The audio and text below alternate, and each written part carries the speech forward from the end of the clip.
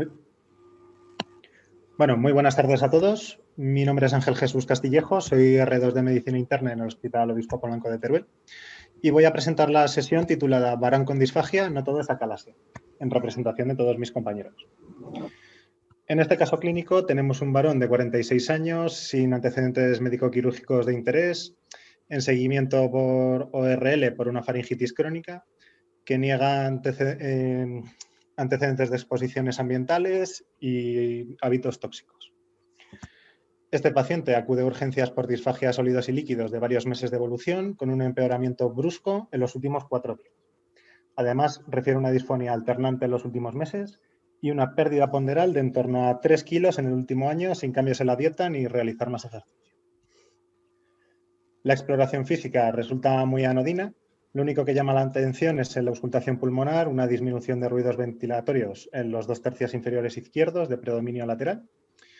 Es valorado por otorrinolaringología y la exploración es completamente normal, con unas cuerdas vocales libres y móviles. Y se le realizan varias pruebas complementarias, entre ellas un electrocardiograma con un ritmo sinusal a 70, una analítica de sangre de urgencias con una ligera leucocitosis sin neutrofilia, siendo el resto de la analítica anodina. Y por último se le realiza una radiografía de tórax, que es esta que aparece en pantalla. Les dejo un segundo para que la aprecien.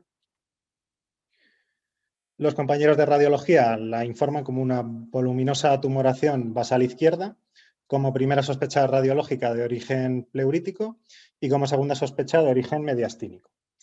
Recomiendan completar el estudio con un TAC abdominal y una vez hecho el diagnóstico diferencial se ingresa al paciente en planta para completar el estudio.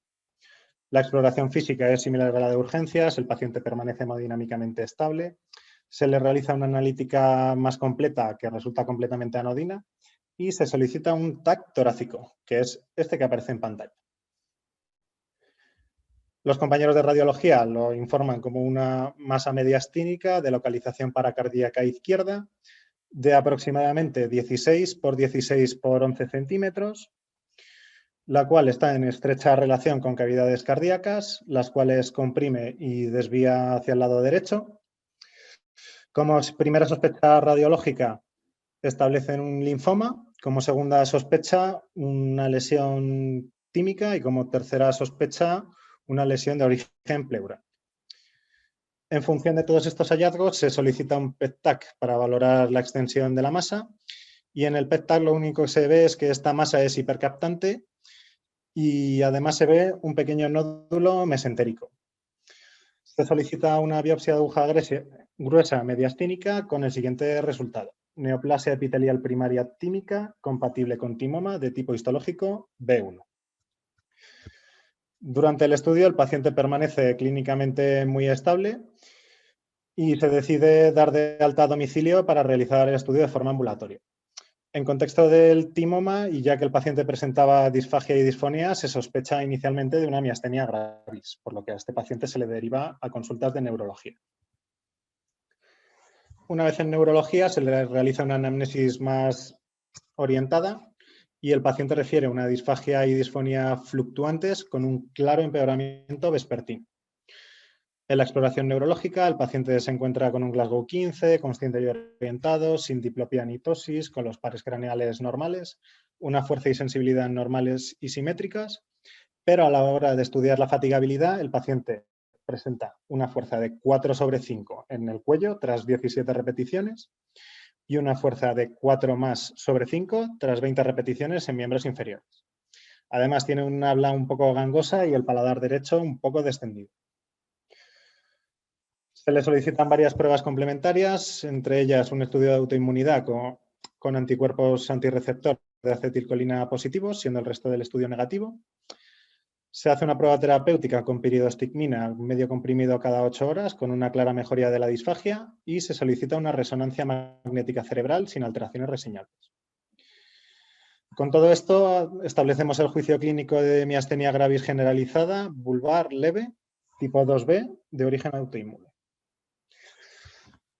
Se comenta el caso con cirugía torácica del Hospital Universitario Miguel Servet y se lleva el caso a comité de tumores y se decide finalmente tratamiento quirúrgico radical de la masa mediastínica.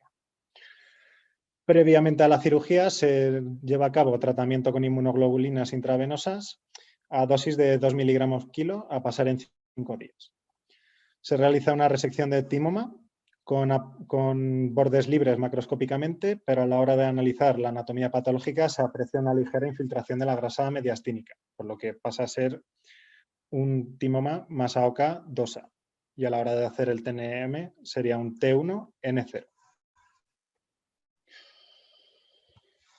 Aquí tenemos otras dos imágenes de la cirugía, cortesía del doctor Avilés. Y el paciente después de la cirugía presentó una buena evolución clínica sin complicaciones posoperatorias.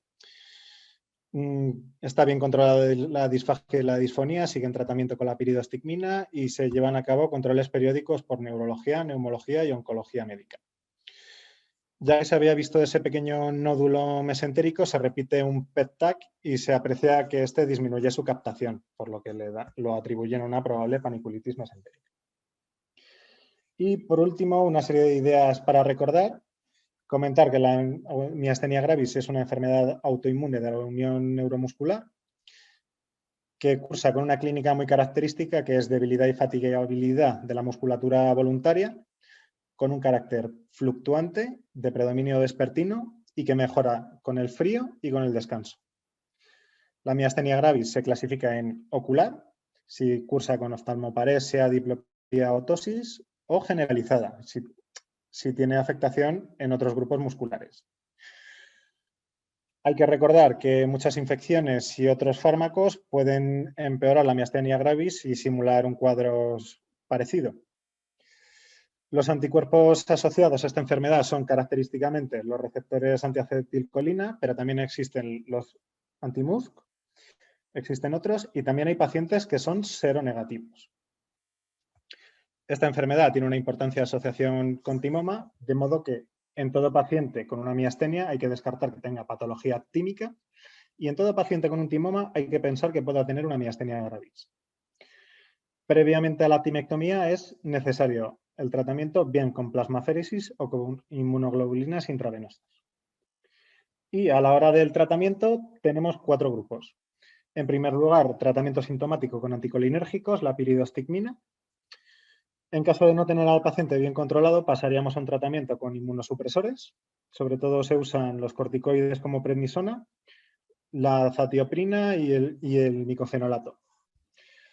La plasmaféresis y las inmunoglobulinas tienen ambas el mismo nivel de evidencia y se usan en 3 casos. Como puente hacia un tratamiento inmunosupresor a largo plazo, previamente a la cirugía y en caso de tener una crisis miasténica.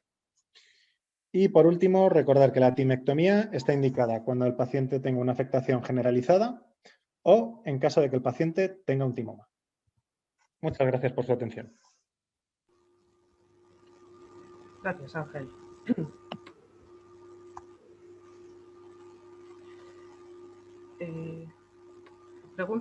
Preguntan por aquí, sin ser neurólogo, nosotros como internistas, en la exploración física, ¿qué datos clave tenemos que ir a explorar o a buscar ante una sospecha de una miastenia?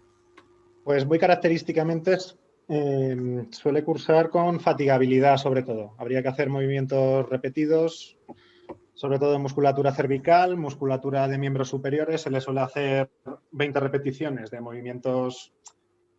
Para los miembros superiores se les suele hacer que palmen por encima de la cabeza y vamos viendo la fuerza antes y después. Con los miembros inferiores normalmente se les hace levantarse y sentarse de la silla unas 20 veces y comparamos la fuerza de los grupos musculares antes y después. Y además suele cursar con tosis y con diplopía, así que tenemos que evaluar bien los pares craneales. Eso yo creo que sería lo más característico de la miastenia.